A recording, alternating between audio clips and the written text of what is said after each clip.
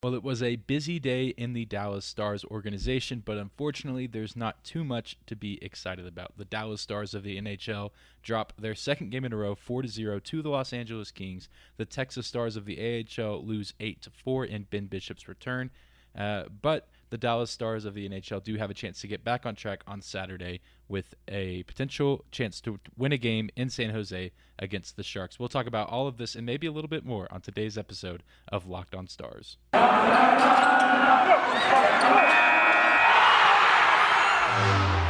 Your Locked On Stars, your daily podcast on the Dallas Stars. Part of the Locked On Podcast Network.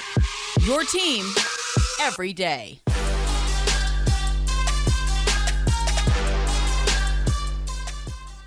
Howdy, Stars fans. Welcome back to the Locked On Stars podcast, part of the Locked On Podcast Network. Your team every day. I'm your host, Dane Lewis, and you are locked on the Dallas Stars on this Friday, December 10th. It's a Friday. It's really exciting, the end of the week, but unfortunately, the Dallas Stars seemed to be reverting back to some of their old habits. They've now lost two in a row. They dropped 2 games of this back-to-back to start this 3-game road trip. Obviously not ideal with the gut-wrenching loss in Las Vegas. Myself and I think many others hoped that the Stars could turn it around. At least secure one win on this road trip against a struggling Los Angeles Kings team. But they just ran into a team that was determined to win this game. All around the ice, the Kings just looked faster. They looked a little bit stronger, and obviously they were not coming off of a back-to-back. They had a little bit of time to rest up, and they were playing at home. And, of course, a guy like Jonathan Quick pitching a shutout and giving the Dallas Stars their first shutout of the season goes a long way in helping the Dallas Stars not find the win column. But before we break down to last night's game, I do want to take a moment and say thank you for stopping by today's episode of Locked On Stars. Whether this is your first time here or you are a recurring listener, thank you for making Locked On Stars your first listen of the day. Be sure to subscribe and follow the podcast wherever you get your podcasts at, whether that's on YouTube or your favorite podcasting platform. Thank you guys for the continued follows and subscriptions. But without any further hesitation, let's get right into a recap of last night's loss to the Los Angeles Kings. The 4-0 score is a bit deceiving. It was a pretty close game all the way through, the 2 goals at the end coming with an empty net. Jake Ottinger had already left the ice, and so Los Angeles padded their lead a little bit with 2 extra goals in kind of garbage time, if you will. The Dagger scored with about 5 minutes left in the game to put the Kings up 2-0 because the Stars could just never really get any offense generated, while the Kings, even though they only had 4 goals, had a plethora of shots on net. Dallas was outshot to start the game 14-0, and I feel like that should have just been our first indication that this game was not going to go well for the Stars, because that was one of the biggest issues in Wednesday night's game against Las Vegas was the opposition having way too many shots on goal, making Braden Holtby work way too hard, even though his hard work was paying off, and Braden Holtby played very, very well despite his team putting him in a lot of bad positions. And thankfully, Dallas was able to even things out a little bit, especially in the second period where both teams tied with shots on goal at 10 apiece. But Dallas just, again, not really doing their goalie very many favors, but rather it being on the defensive end. And last night's game was a little bit more on the offensive end because they weren't, giving him any kind of insurance goals to build on, giving him a lead to defend.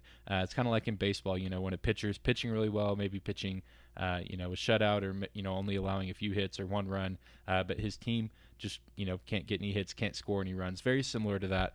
We've seen that now twice for this Dallas Stars team, 2 games in a row. So pretty frustrating to see considering that, the offense seemed to have been clicking, especially over the 7-game win streak. We talk about that top line for the Dallas Stars.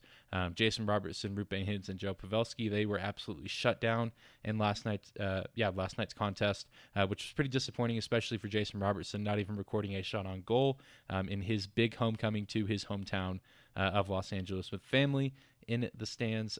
Pretty disappointing for him, but he'll have plenty of opportunities to play in that arena again and put on a show. And obviously just a tough night for the whole team in general. Coming off a back-to-back, there were some travel complications for the Stars where normally they would fly out the night after their first game of a back-to-back, stay the night in the new city that they're playing in. and then kind of go about their business the next day. But the Stars were not able to leave Vegas until Thursday morning, had to fly to LA on Thursday, get on the ground there, and kind of scramble to get prepared for tonight's matchup. It's hard to put the blame on that, though, because it's not a super long flight from Vegas to Los Angeles. Not too much travel being involved there, but still something to factor in. And just playing off of a back-to-back in general, you're fatigued, you're tired. And I think just especially with how old this roster is. We talk about this Dallas Stars team having the oldest roster in the NHL. I think that's something that is, evident and has been evident throughout this season on a lot of these back-to-back games. A lot of these guys don't recover like they used to, and they don't recover as well as some of these younger teams in the league. And so teams like Los Angeles, who have a lot of fast guys, a lot of young talent on this team, can take advantage of that. And they very well did that by moving very, very quick and just kind of keeping the Dallas Stars on the ropes offensively. Or I guess rather, the Stars were on defense because of the Kings offense. And they just took advantage of the Stars' mistakes. The Stars kind of played sloppy all around. One of their, the first goal of the game was scored off of a rare Roope Hintz turnover in the neutral zone. Adrian Kempe was able to get the scoring started for this Kings team. And again, just kind of rare to see that from Roope Hintz, playing a little sloppy on the boards, turning over the puck, and giving the Kings a chance to score because Jake Ottinger was only going to hold up so long. He was playing really well. I would say maybe even a little bit better than Braden Holtby last night at his best. Really impressive stuff from Jake, but obviously, without his team scoring, he was going to give up a few goals because LA was getting some good looks because, again, Dallas just could not hold on to the puck for too many extended periods of time.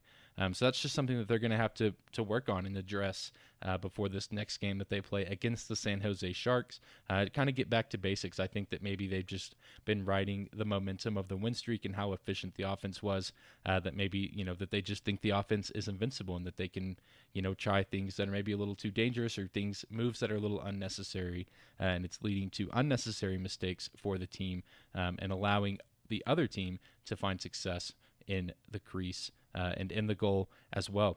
But despite the loss, despite how frustrating these past two games have been, last night in LA there were several Stars players that put up a good effort, put up a good fight. I don't think it would be fair to say that the Stars team wasn't trying.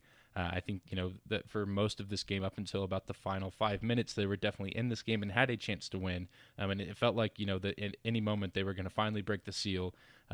But behind Braden Quick at the net and get the scoring started and potentially send the game to overtime or maybe, put up 1, 2, maybe 3 goals in that third period. It just didn't happen. But there were several guys on the team that had really good nights. Denis Kurianov had 7 shots on goal. 1 even hit the crossbar in the third period. Denis was skating really well, positioning himself really well on the ice. Really liked what I saw from him. He seems to just have a knack for playing well against the Los Angeles Kings. He scored the overtime game winner against this Kings team early in the season back on October 22nd and had a good performance tonight. Just unfortunate he could not find the back of the net. Jacob Peterson also had 3 shots on goal and had a really nice steal / shot sequence right in front of the net, kind of midpoint in the third period. I think there was about 10 minutes left. And I feel like that was another moment where you just knew the Stars were not going to win this game because it was an incredible effort by Peterson. Really nice steal, really nice move to get in front of the net. And Quick just made a really, really nice save as he did all night long. Jamie Benn also 5 shots on goal. Jamie Benn had some really nice opportunities. Really good to see from the captain of this team, Miro Heiskanen, even on the power play, had some really nice looks. I feel like we haven't seen Miro score a goal in a while.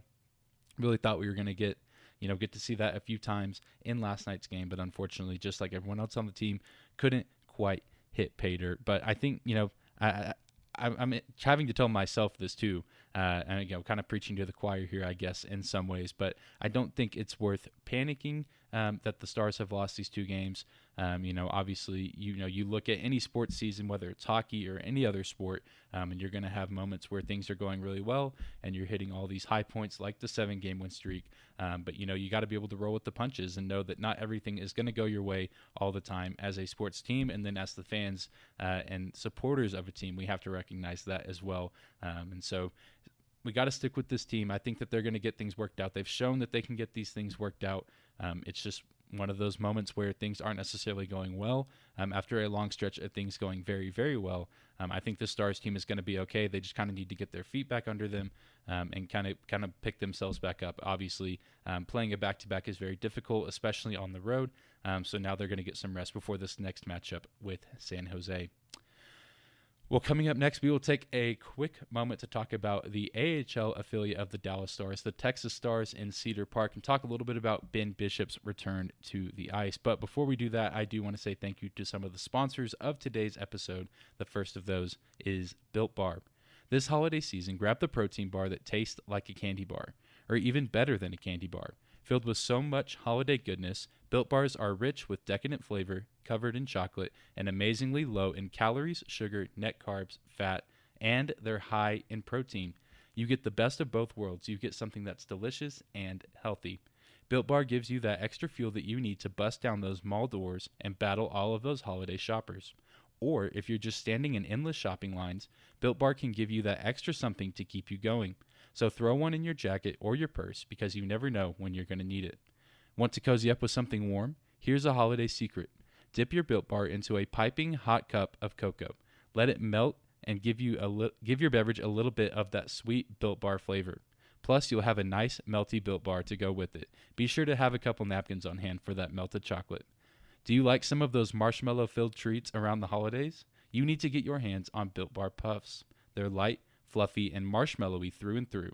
Different flavors, all covered in chocolate. They taste so good that you won't believe that they're filled with protein. You can go to Built.com right now and use promo code LOCKED15 to get 15% off your order. Again, use promo code LOCKED15 to get 15% off your order at Built.com. Today's episode is also brought to you by Stance. Founded in 2009, Stance Apparel represents a radical renovation of socks, underwear, and active apparel. With a sharp focus on comfort, quality, and creativity, Stance brings an atypical aesthetic alongside some of pop culture's hottest collaborators for the ultimate in style and self-expression. Because everything you wear should be a direct extension of who you are and how you feel. Stance believes that the perfect fit matters more than fitting in, that those who feel good do good. Go see for yourself. Register for an account at stance.com and get 15% off your purchase. Use promo code LOCKEDON at checkout to apply. Enjoy the color and comfort of a life less ordinary with Stance. Moving on to the next segment of today's episode of Locked On Stars, your first listen of the day. I want to take a moment and talk about the Dallas Stars AHL affiliate, the Texas Stars, because it's been a minute since we touched on this team, and there's some big news happening with this team. Ben Bishop made his return to the ice last night for the Texas Stars at the HEB Center for the first time since the 2020 playoffs up in Edmonton, which is an incredible display from Ben of strength and determination coming back from knee surgery at his age, still wanting to get out and play the game that he loves. But unfortunately, he performed about as poorly as one can in the crease for any hockey team, as he allowed 8 goals in the Stars' 8-4 loss to the Chicago Wolves on Thursday. Super sad and disappointing to see for Ben. Obviously, I know myself and pretty much Stars fan everywhere want to see him succeed, as he is still attempting to salvage his career at this point, just with injuries and his age piling up. It's obviously he's certainly not the player that he once was, and I was hoping that he would have a little bit better of a performance. Again, giving up 8 goals is about as bad as you can do. And obviously, in the AHL, it's not held to the same standard as the NHL, where wins and giving up, that amount of goals isn't frowned upon as much as it would be in the National Hockey League. I don't think a goalie would last long enough to give up 8 goals. They'd probably get pulled around the 3rd or 4th goal in a game like that. But obviously, Bishop is down in Cedar Park on a conditioning assignment just to kind of see, how he plays. Obviously, this is only one game. It's a very small sample size. But I just don't see Ben Bishop necessarily making a strong case to be back in the goalie rotation at the NHL level, at least with the Dallas Stars. Maybe there's another team out there that would want to pick him up. Maybe we'll start hearing his name thrown around in some trade rumors, similar to Anton Hudobin. And honestly would not surprise me to see one or both of those guys depart at some point this season, which is just really sad because both of those guys, when they were at their best, did a lot of great things for this team, did a lot of great things for this organization. But obviously both of them are starting to get up there in age. They're both in the twilights of their career, and their better days as goalies are definitely behind them. But I guess we'll see what else Ben Bishop has in store. Like I said, this is one game after coming off knee surgery, his first game back, and pretty much over a year. Again, hasn't played since the Edmonton bubble back in the 2020 NHL playoffs. So we'll see what Ben Bishop has in store for the rest of his time at the AHL on this conditioning assignment. But the Texas Stars in general as a team are struggling quite a bit this season. They currently have a record of 7-9-2 and sit second to last in the Central Division. Yeah, and like I said, again, records and winning the AHL isn't necessarily as important as the NHL team being successful, but obviously, these are our prospects. These are the future of this Dallas Stars organization. So you'd like to see a little bit more success from this team, but obviously a lot of these guys are young. A lot of these guys are still new and getting things figured out. And last year, obviously with COVID, making things really difficult. A lot of these guys are adjusting and still kind of getting their feet under them. But there's still some guys that are performing really, really well. Riley Damiani is a guy that we've talked about when addressing this AHL Texas Stars team. He continues to play fantastic. He has 6 goals and 10 assists through 19 games this season. Anthony Lewis and Curtis McKenzie are also performing quite well with 12 points apiece. And Riley Tufte, a guy that we saw at the NHL level earlier this season with a short stint with the Stars, he's back down in Cedar Park with the Texas Stars, 6 goals and 3 assists through 15 games. Obviously not the production of some of these other guys, but again, he spent a few games at the NHL level, which is great for him. Maybe we'll see him back. Maybe we'll see Riley Damiani get some time at the NHL level if he continues to, stuff the stat sheet and play really impressive and put up some really good numbers. So really like what I'm seeing from some of these guys at the top of the stat sheet. And obviously still a long way to go this season for the Texas Stars and the Dallas Stars. So a lot of time for some of these prospects to kind of get things figured out, figure out what their strengths are, what their weaknesses are, and learn to play to those strengths so they can be the best hockey players that they can possibly be and offer their strengths to this Dallas Stars organization, because there's going to be several guys on this Texas Stars roster that are probably going to start finding their way up to the NHL in the next few years, as some of the older veterans on this team will either retire or maybe move on to different teams. Well, coming up next, we will send you on your way for the weekend with a quick preview of the Dallas Stars' next matchup against the San Jose Sharks, which will be played tomorrow night on Saturday. But before we do that, I do want to take a moment and say thank you to another sponsor of today's episode, and that is BetOnline.ag. BetOnline has you covered all season with more props, odds, and lines than ever before, as football season continues to march towards the playoffs. BetOnline remains your number one spot for all the sports action this season. Head to our new updated desktop or mobile website to sign up today and receive your 50% welcome bonus on your first deposit. Just use the promo code LOCKEDON to receive your bonus. From basketball, football, NHL, boxing, and UFC, right to your favorite Vegas casino games, don't wait to take advantage of all the amazing offers available for the 2021 season. BetOnline is the fastest and easiest way to bet all of your favorite sports. BetOnline, where the game starts. And to close out today's episode of the Locked On Stars podcast, want to send you on your way on this Friday with a quick preview of this San Jose Sharks team and what the Stars can expect to see from them and how I think the Stars will do. And I'll give you some of my predictions at the end of this segment. But the good news is that the San Jose Sharks, coming off a loss themselves, a blowout loss at home against the Minnesota Wild, who is, in my opinion, one of the best teams in the NHL. So again, Dallas will be playing a team that is coming off a loss themselves, which I guess bodes well for us. Maybe not, because the Kings had come off a loss, pretty embarrassing blowout loss themselves to the Vancouver Canucks, and then they flipped the script and beat the Dallas Stars 4-0. So we'll see how this game shapes out as far as both of these teams coming in with a loss. And San Jose, similar to Los Angeles, started out the year pretty well, maybe not quite as hot. I don't think they went on a streak quite like Los Angeles did, but I think they surprised a lot of people out the gate with how well they were playing. But now they've cooled off quite a bit. But they're still a dangerous team, still a lot of talent on this San Jose Sharks roster, but obviously they're starting to get buried just a little bit by some of the more superior teams in this division like Calgary, Edmonton, Vegas, and even Anaheim, who again is continuing to really impress people. They have not cooled off despite their hot start to the season. Dallas will see Andrew Cagliano for the first time since his departure this offseason. He hasn't done anything too impressive. Another guy in his mid-30s, kind of near the end of his career. It wasn't necessarily a Dallas Star for the longest time, but he did play for about 3 seasons with the Dallas Stars. He has 2 goals and 4 assists for the Sharks this season. just a former star, always worth mentioning. Joe Pavelski will be going back where his NHL career began for the first time in a long time. Don't remember the exact date, but it's been a hot minute since the Dallas Stars have played in San Jose with the division realignment last season.